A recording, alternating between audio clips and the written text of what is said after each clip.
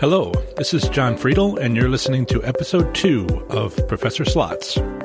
John Friedel from the Professor Slots blog reveals all his slot machine casino gambling strategies, as well as tips and tricks for thriving in the casino environment. Discover how to assess casinos to pick the best near you, choose winning slot machines, and identify your gambling goals, being entertained, earning comps, winning take-home cash, or combine them. John has won 90 taxable jackpots and a luxury car in 9 months of slot play, and made a profit at slots gambling since 2013. Welcome to Episode 2 of the Professor Slots Show, entitled Start Here, State by State, and Alabama. In this episode, I'll first be introducing 3 topics important to successful slot machine gambling performance, including assessing casinos for success, choosing winning and avoiding non-winning slot machines, identifying your gambling goals. And these topics will be introduced in this episode with an explanation as to why they are important, but they will be presented in full detail over the next 3 show episodes.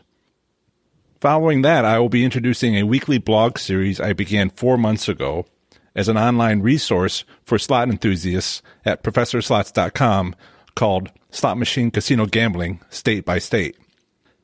Next, and finally, I will end this and every episode with an entry from that series, reviewing the current conditions for slot machine casino gambling in each U.S. state, U.S. territory, and federal district in alphabetical order over the next year. Remember to visit ProfessorSlots.com, subscribe. Again, that's ProfessorSlots.com/subscribe to get my free report revealing the top 7 online resources for improving your gambling performance, including the one I've used as a top-tier slot machine casino gambler. My tagline is guiding slot machine casino gambling enthusiasts to success. To achieve this goal, I'll need to start this podcast show with a guide for my listeners to start down a path of achieving an improved slots performance. Your first question might well be, can I? Can you? The answer to both is yes. How can I do this? Well, I've done this by winning 90 taxable jackpots in 9 months, taxable jackpots being $1,200 or more each, and then a car from playing slots at casinos. I also have the ability to teach and train. I've taught over 600 college students and trained over 700 coworkers. Finally, I understand relevant areas of statistics, physics, engineering, and business principles due to my 8 college degrees in those areas. How can you do this? Well, learn what I have to offer. Do your homework. Remember, there's no such thing as a free lunch. I would suggest that you reason your way through it. Use your own experiences to build on what I teach. Different U.S. states, territories, and federal district will have different rules, and different casinos will have different opportunities. So you'll need to fold in your own experiences with what I teach. Finally, you can do this if you make your own decisions.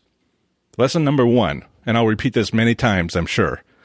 Lesson number 1, never spend money gambling that you can't afford to lose. So, let's get started. How do most people learn to play slots? Usually it's trial and error. It's really quite a waste of money, this learning experience. I remember my first time visiting a casino. Do you remember your first time visiting a casino playing slots? If you do, make a short comment on the show notes at ProfessorSlots.com/E2 for this episode. I'd be interested in hearing what your first gambling experience was like playing slots at a casino. For mine, I was traveling. I was in upstate Michigan, and I stopped at a casino. I was in graduate school, had very little money, and I was on my way home. Long trip, and I stayed overnight at this casino in the Upper Peninsula of Michigan. When I checked in, they gave me some tokens that were good for use at the tribal casino just down the road. You know, here's 20 tokens. And I'm like, casino? Yeah, I guess. Okay. I'll go down there and, got some free money to spend. So I walked in.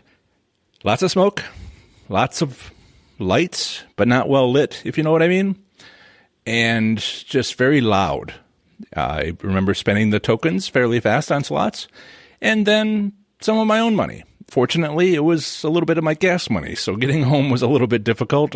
Just don't eat as much, I guess, save on the budget. I was able to get home just fine. No worries. But that was a fascinating experience and really kicked off my trying to understand what was closer to me. And, well, years later, here I am. But again, learning by trial and error, learning to play slots by trial and error can be a waste of money. So I'm here to say there's a better way. There is. Over the next few episodes, I'll walk you through 3 steps to improve your slot machine gambling performance. These are assessing casinos for success, choosing candidate slot machines and avoiding the worst, and identifying your slot machine gambling goals. Each step will be clear, careful, and easy to understand explanations. I've designed the first 2 steps, assessing casinos for success and choosing candidate slot machines while avoiding the worst, to readily improve your odds of winning. Frankly, you want the best odds available. I'm going to use a term from engineering and from statistics here. I'm going to say this is your baseline. This is from baseline from which you want to start winning. And we'll build more odds of winning on top of this baseline. Step 3, identifying your slot machine gambling goals, is meant to help you focus on what slot gambling success means to you. And we'll talk a bit about that here and more in detail in a later episode. So what does slot machine gambling mean to you? What does success mean? I could easily see that entertainment might be your goal, or complimentary gifts might be your goal, or take-home cash, or a combination of all these and others. But it's not about these goal types. It's also about the extent of these goals. For entertainment, do you want to go to the buffet with your evening of slots play? Or do you want to go fine dining and have that $50 steak? Do you want the free 3-day cruise with your complimentary gifts? Or do you really prefer just to take the 7-day cruise? Do you want to take home cash, about as much as, say, you brought in, maybe a bit more? Or are you more like me and enjoy those official paper bands that they wrap around $100 bills? I have a small collection. I'm very proud of them. Don't show anybody except, well, the world through the internet. But that's, for me, a joy. To apply these ideas, some work will be required of you, but it is possible. So as we talk about getting started, we need to understand that making choices is a skill. Improving the odds of winning starts with establishing the best possible baseline. We just talked a bit about that, about choosing the best casino near you and choosing winning slot machines and avoiding the worst. This means each of us needs to first choose the best possible casino and then carefully select candidate slot machines. With this baseline, as we call it, we can next add winning strategies to further improve our odds of winning. Let me explain. It is a commonly held belief that winning at slot machines is entirely random. It isn't. Not entirely. Where does this belief come from? I feel that it's due to most people not keeping up with recent advances in casino technologies. Or if they do, not understanding the consequences of these changes with regard to available advantage plays. Some experts that I've listened to and talked to about some of the casino technologies, they seem to understand the casino technologies, but they don't seem to understand the application in terms of the player and how they might take advantage of it. So that's part of what we'll be talking about with winning strategies. Slots players choose their casino out of perhaps several near them, choose a slot machine or two out of thousands at the casino, and then pick a time when to make a bet. This is a relatively narrow ledge for improving odds, but it's quite workable. For instance, when you don't have that ability to choose, then it's really a significantly different situation. Have you ever participated in a casino-run slots tournament? In these casino promotions, these slots tournaments, these choices are taken away. The casino, which machine, and what time are all taken away. There is no skill or choice involved. Making choices is where skill exists for improved slots play. This is entirely where it exists. Let's say that you've done your upcoming homework from the next 2 episodes. You found a nearby casino with the highest overall odds, with features at the casino important to your goals. You've also evaluated their slot machines and selected a short list of candidate machines to play that match your available bankroll size and have a decent pay table goodness ratio. Both of these concepts I'll go into detail in the next couple of episodes. But let's say you've done all that. Let's say you've prepared your baseline. Doing this has significantly improved your odds of winning right off the bat. But what's next? What's next is improving the odds of winning further by using winning strategies. But it's something important to remember here is casinos are also attempting to improve their odds of winning. How, you ask? Casinos employ techniques to improve their own odds of winning by providing free drinks. Sometimes you have to pay for the drinks, but they are most certainly conveniently brought to you anytime, anywhere. They also never say when you've had enough, even when you clearly have. There's no clocks. All the paths and routes are curved, and the exits are hard to find. Finally, the slot attendants are all carefully trained to give scripted comments. I'll see you later. When you win again is implied. Better luck next time. Just keep playing. It's luck, not your choices, is implied. Make your own decisions. If you're losing money some evening, go home. If it seems like you're losing when playing slots, stop. If winning, follow careful decision-making steps, which I'll explain to you, to determine if your goals are being met. So winning strategies exist. Improving the odds of winning is the key to success. It's never about winning the top jackpot. Let me say that again. It is never about winning the top jackpot. I'm not saying it's going to be impossible, but that's not the goal. It would be nice if it happened, but no. But I have won large jackpots.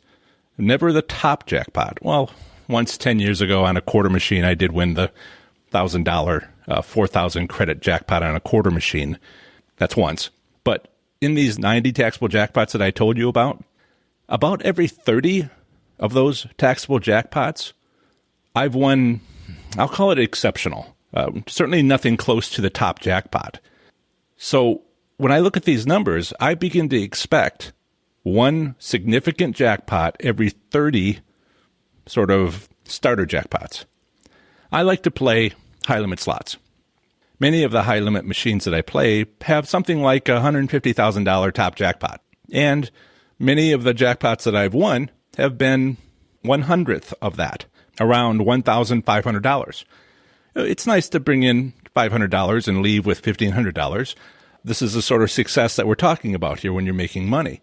But there was times when every 30 of these $1,500 jackpots, and sometimes they're $2,500 and sometimes they're $1,200 and $5,000, that sort of thing, in that range, 4 digits.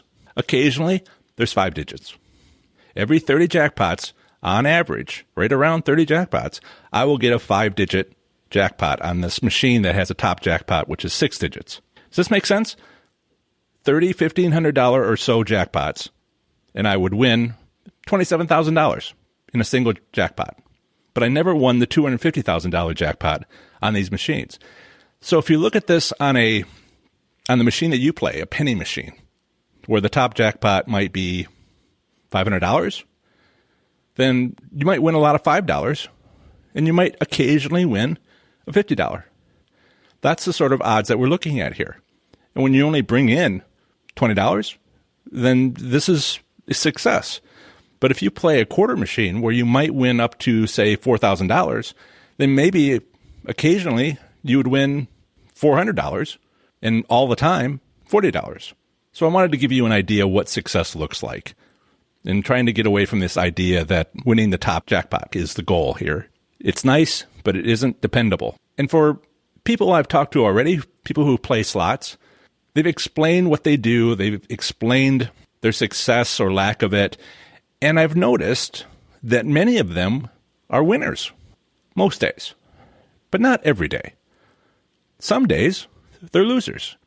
And it's really obvious where 2 days in a row they'll win and the third day they lose.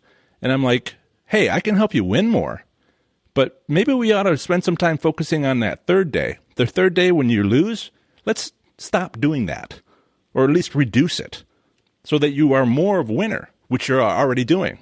How do you do this? Well, record keeping. I'm going to have an entire episode based entirely around record keeping eventually as I get to it. It's not the first thing to tell you about, but record keeping is very important for a couple of different reasons. So we'll have to discuss that. But it's how, in part, you determine whether or not you are a winner or a loser, or when you are each of those. Yeah, so let's just dump the loser portion, and you could easily meet your goals by doing that. So let's get back to winning strategies. Winning strategies exist beyond setting up the best available good baseline. There are many of these winning strategies, and likely some at the casinos that you visit, whether you know it or not. Part of my job will be to explain them so you can look for them, to watch out for them, to employ them at the casinos that you visit. These pattern-based winning strategies are in fact put into place by casinos as their way to improve their own odds of winning. And these winning strategies are usually quite different at older style versus newer style casinos. What do I mean by older style casinos? Older style casinos are casinos that were built prior to or heavily renovated before 2010. These casinos have limited kiosks and automatic services. They are highly employee intensive. Customer service is not supported by software. And most obviously, the slot machine Players Club interface doesn't have a touch screen. It has one of those older style LED lights like you might see outside of a bank. Bunch of little red lights spelling out words. And that is one way for you to tell if you are at an older style casino. But there is a winning strategy at older style casinos that I've seen and made effective use of. These casinos will set up a single slot machine to win. Of course, all slot machines will win occasionally, but this particular slot machine is something that has been set up by the casino to win, and it effectively pays for itself. The reason why it pays for itself is it's located in plain view of where people gather, where people are gathering but not usually gambling, like at, say, a bar. The slot machine's located at the end of a row, maybe second to the end of the row, or kind of oddly placed, but viewable from a distance. And again, it has to be near a place where people gather and where they're likely not gambling. Casinos have a budget to provide deliberate wins on this slot machine, and they do that. Their intent is to encourage everyone watching to get back to gambling themselves. You want to find this particular slot machine at older style casinos. Just watch. Go to the area where people gather. Look around for slot machines that are kind of obviously nearby, and there will be people playing it. If you go on a busy night, there will be people playing these machines. Look for the winner. Look for the obvious winner. Now understand that whoever's playing it is more than likely trying to hide the fact that they're winning. So there's this sound that you have when you win a jackpot. It's called a roll-up. Well, you can terminate that just by pressing the next button and it'll shut it down. People don't want to be an obvious winner. So watch for that slot machine. Again, casinos have a budget to provide deliberate wins on this slot machine, so they change the odds so it's has a higher odds of winning. But they don't do it all the time. It's well worth checking for, however. You might have to wait for an hour, maybe two. Go to the casino, and that's your job. That's your job, is to go to that local area and just look around and see if you can spot this winning machine on a busy night. That's one way to proceed. There is another way, which is going to cost you some money, which is to go on a quiet night at some time when there's not a lot of people at the casino and try those machines. Because this is an older style casino, and one of the things that exists in an older style casino are the slot mechanics. Slot mechanics have to go through and open up each and every slot machine and physically change the odds.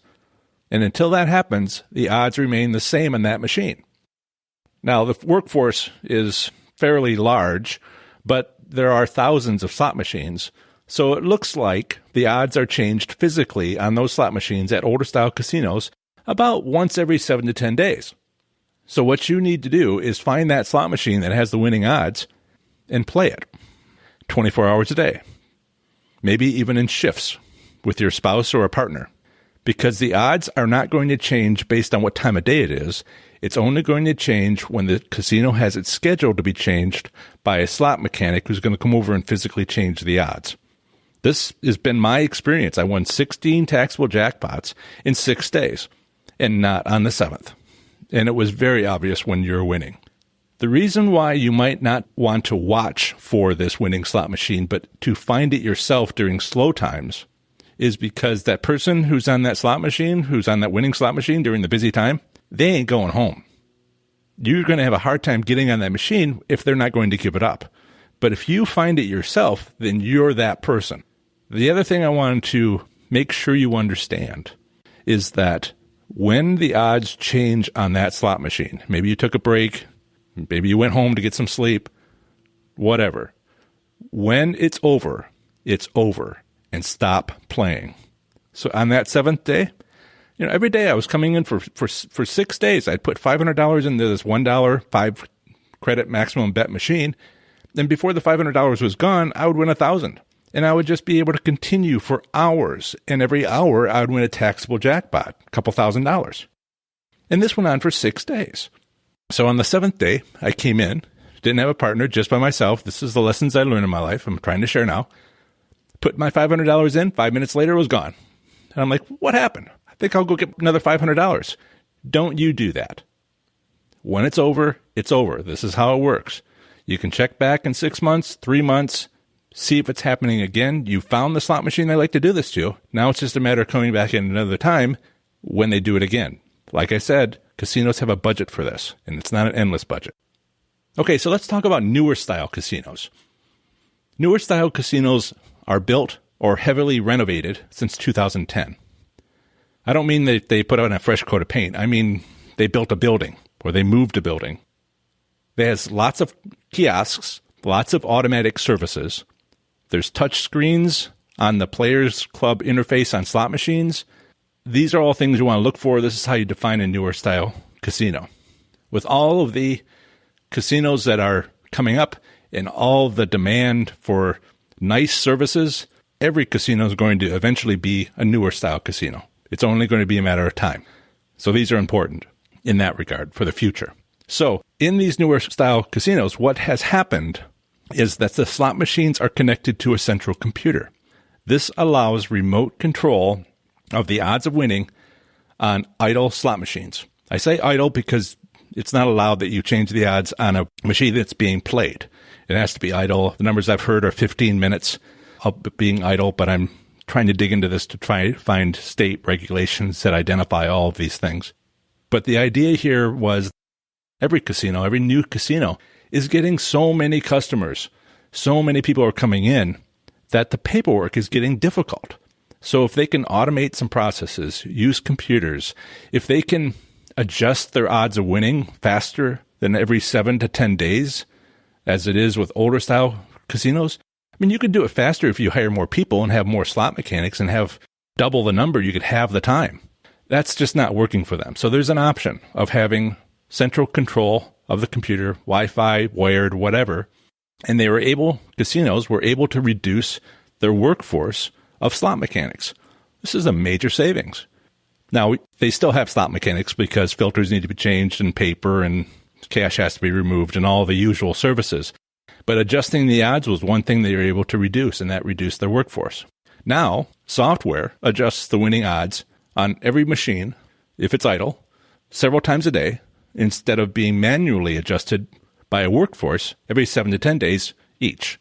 This has given the casino fine control over their daily financial metrics. Don't mean to sound like a business person. I have an MBA and I'll be using terms occasionally, but they have financial goals, just like you have financial goals, or entertainment goals, or comp goals. But they have financial goals and they want to meet them. So now having something better than every 7 to 10 days adjustment allows them to reach those. What does this mean? What is the consequences of this? Besides the workforce reduction for the casino, what has happened is this idea that slots are fully random events, that winning on slots is fully random, that's gone. We've lost fully random odds of winning because winning patterns emerge. Some days are going to want to have one financial metric. Some other days are going to want to have another number, another target to meet. And that means you can watch for these, and there's better times to play, and there's worse times to play, and all you have to do is figure it out. Because I have to tell you, casinos can't help but tinker. They're tinkering with the system, trying to refine their financial metrics, and this is creating more and more winning patterns. And I'll talk about what those are eventually as we work our way through several more episodes. So what is your next step? This portion of this second episode is about getting started. So we haven't started, we're getting started. So what's the next step? The next step on your journey for improving your slots performance is found in the next episodes. In the next episode, episode 3, I'll be talking about assessing casinos for success. Episode 4, choosing candidate slot machines. Episode 5, identifying your gambling goals. I'll do my best to explain how to improve your slots gambling on this journey, but if needed, I'm also available in personal coaching sessions. They're relatively inexpensive, 50 minutes long. I don't expect a lot of people to need them because I am trying my best to explain all this both on my website and with podcasting. And there are only about a dozen or so openings per week, so it's strictly limited opportunity. But if you feel that you need to talk to me about special problems, something wasn't clear, you can sign up for these personal coaching sessions. They're on my website, professorslots.com. So we are somewhat in the middle of the episode.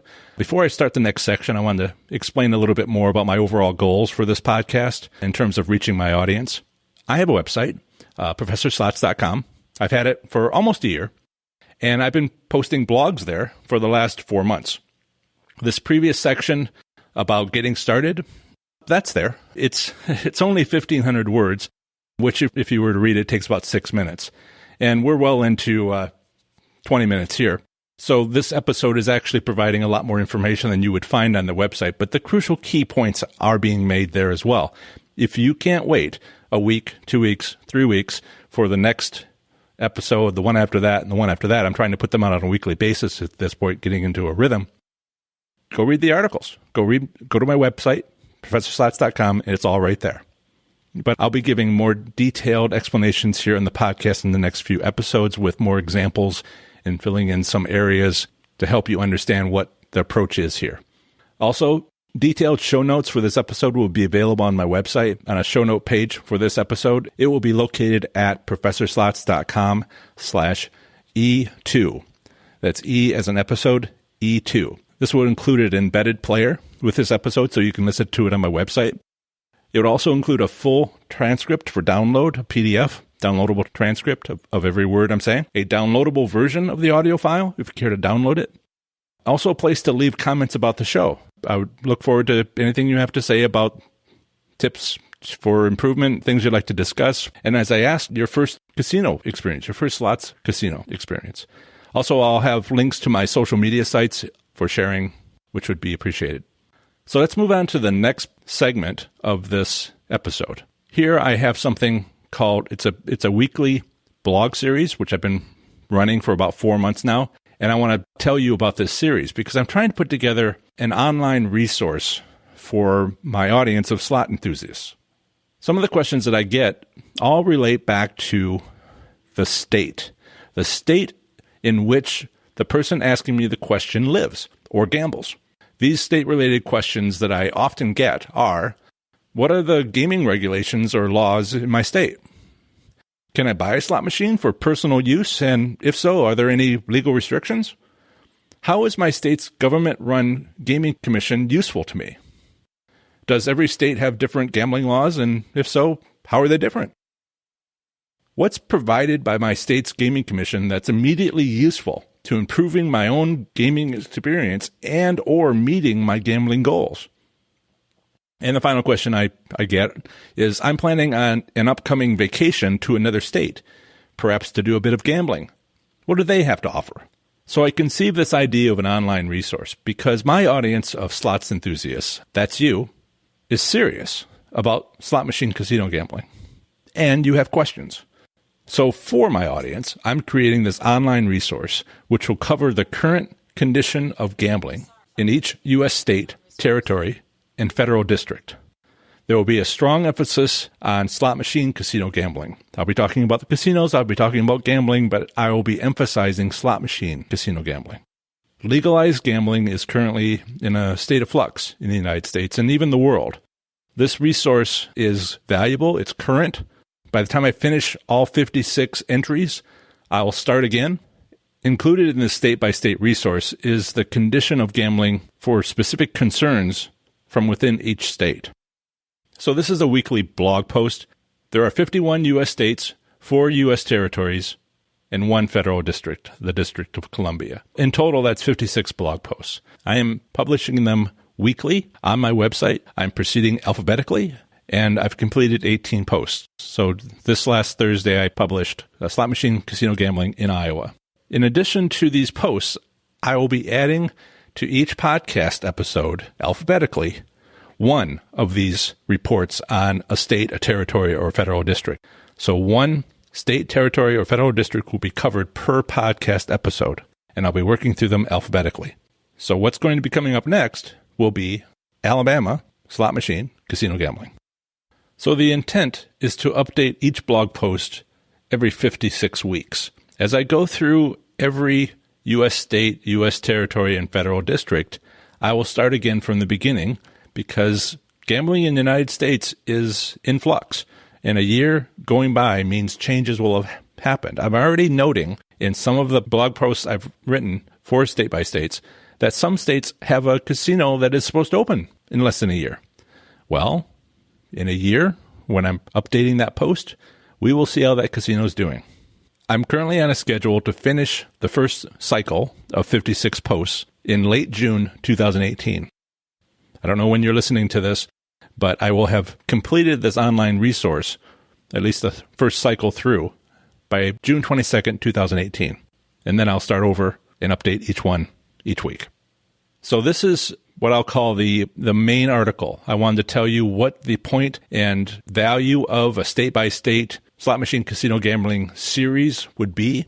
But this is also going to be located on my website. You could go there, take a look at that, and it will tell you the basic summary for each state. It'll tell you the schedule, links to each individual article as it comes out. This is the main blog article. And then you have each U.S. state, U.S. territory, or federal district blog article, which I will cover the following topics. Also, I'll cover the same exact topics for each of these here on this episode. So first, there'll be an introduction to give you an idea what's going on in that state, territory, or federal district. I'll talk about relevant legal statutes on gambling. This may or may not be more than the legal age for gambling in that state. I'll provide some information on whether or not it's legal and what the conditions might be for slot machine private ownership. I'll talk about the State Gaming Commission. This is likely to be most useful in that it might provide some statistics on performance of casinos, whatever the state allows. So let's just get through a few states and start seeing what these state gaming commissions have to offer. Often their mission is to help their public, and let's see if they do. Okay, and then I have a section on gambling establishments. So I'll be providing some information on what cities, what casinos, what size they are, various things for these gambling establishments within a state. And then I'll provide a summary of what we learned. So let's do the first one. Let's do Alabama slot machine casino gambling. So Alabama does not have traditional slot machines. They do not have traditional slot machine casino gambling, nor do they have table games. What they have are bingo machines. Some bingo machines are allowed in some locations. These are rapid-pace machines with whirling reels and chimes, and they're not to be confused with actual slot machines. They may look like it, but they're not. They're bingo machines. However, the Alabama Supreme Court ruled twice in 2016, including December as well, that electronic bingo is illegal, which in part reversed a lower court judgment siding with a casino. This is this portion of the Alabama slot machine casino gambling, which is an introduction, and I have to say there's a conclusion already. Alabama casino gambling is currently in flux. I'd be very interested in see where they are at in a year. So, relevant legal statutes in Alabama. The minimum gambling age is 21. All casinos are open 24 hours a day. Alabama naturally has gaming regulations, or gambling laws, if you want to put it that way. These are part of the Alabama Commercial Law and Consumer Protection Code, specifically Section 13A-12-20. I'll provide a link to this. I thought it was rather interesting. Some of the subtleties, state by state, are quite interesting, and this one is no different. There is a definition. There's something like a dozen definitions about what is this and what is that in terms of gambling in Alabama, but one of them is number 10, the slot machine. Listen to this. Quote, a gambling device that, as a result of the insertion of a coin or other object, operates either completely automatically or with the aid of some physical act by the player in such a manner that, depending upon elements of chance, it may eject something of value.